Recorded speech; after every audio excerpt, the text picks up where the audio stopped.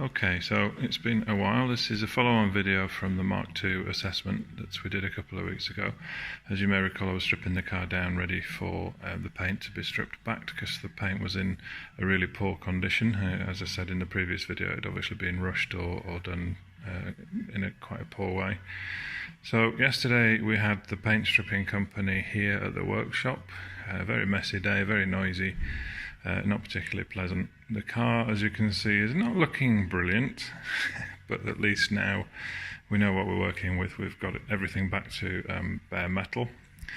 Some really interesting things in there. It's really interesting to get a car back to this state because you can basically trace the whole of its life and what work it's had done, if any, through that period. So I'll have a quick walk around, show you where the areas of concern are.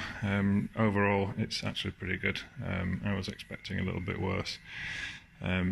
So they actually stripped the paint back using glass, like ground recycled glass and water jet. It's supposed to be dustless. It's certainly not dustless. It's just taken me 2 hours to vacuum a lot of the residue out of the car. There's still a lot in there that's damp that I need to wait for it to dry to not damage the vacuum. So let's have a quick walk around. So I've already put a light coat of etch primer on the roof. As you'll see when we walk around the car, there is a little bit of surface corrosion that's starting following the blasting, even though the company did say that they put some anti-corrosion inhibitor in the final spray. It seems like there's still a little bit of surface corrosion, so I just want to nip that before it gets too rough on the surface. Roof panel was dented when it was in storage. You can't really see. There's a dent just here. I think I'll be able to knock that back with a dolly and hammer and a bit of patience. Really interesting when you get the car back to this position or this state. You can see here, this is the original lead loading from when 2 panels were joined in the factory. So you've got steel and then lead, and it's flattened back, and you've got a joint here. You've also got a joint here. You can see it's slightly more porous after the blasting, but the way that it leaves the metal after the blasting is amazing. It's just as if it had been pressed, so you can really see what you're working with. So a quick walk around the car. There's a lot of residue and sand still in the footwell, which needs to be cleaned out. The doors have had patching at the bottom. Looks to have been done to a good standard. I'm not concerned about that, so that'll just fill straight back in. A little bit of anti-corrosion in there and fill straight back in. The sills, as we said in the previous video, have been changed. They've been done okay, not brilliant. There's a few patches that I just want to readdress and put some fresh metal in. They're not brilliant. The front wing has a repair panel to the rear. Again, this section is actually okay, it's not too bad. It's a standard repair panel that you can get from most of the Jaguar spare parts distributors. So again, I'm not too worried about that one. That one's okay. I did notice on the assessment there was some really rough work underneath the wing area. You can feel it now. It's obviously been badly bodged up here. It's not been repaired properly. There is a repair section that runs from the whole wing and includes the bottom section here. So I think I'll probably get the part and then just sacrifice the rest of it and just cut this part out here and just change this just to get a nice wheel arch lip. Again, it's a single panel. There's no reinforcement or strength behind it, but it's just nice if you look behind it or if you wash the car, you don't want to feel all that rubbish behind there. It's not pretty. So that'll be one of the items that I want to address. Continuing around the front, so this is the original wing. It has had a little patch in here. The right hand side wing has had a replacement panel. You can just see the joint down there.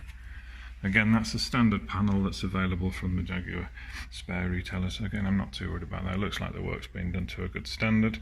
There is a little bit of an alignment issue. I don't know if you can just make out. So the lip, as it goes around the front of the bonnet, it seems to dip a little bit at this side. So just for aesthetics, really, I just want to straighten that out. So I'll be involving a lot of trial fitting with the bumper to make sure that I've got a good alignment there, because I want it to look perfect. Under the bonnet, stripped, so all the original underseal has been taken back.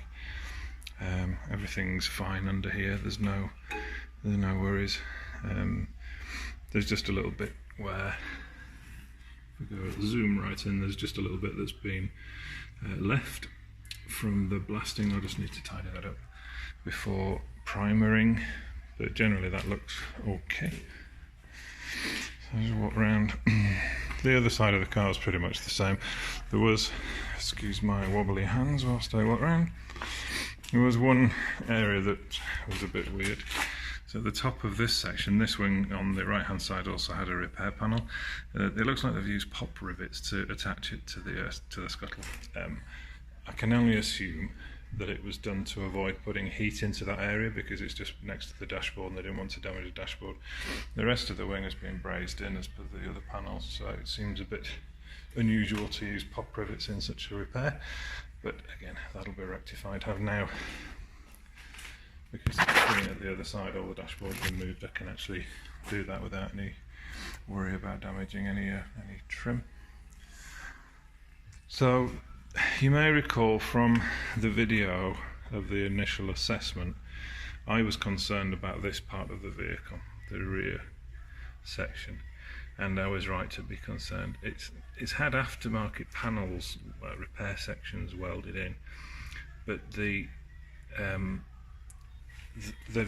an error in the way that the profile works. If I stand at this point, you can see that the whole section doesn't fit flush with the body, and so when the blaster was cleaning the car yesterday, he said that there was about 2 centimeters of filler that had been used in this section to get the profile of the wing correct. So that's why we knew that when I inspected the car and I took my little magnet round that there was an area of concern there. So I'm going to have to take these sections out and see what's available to replace them.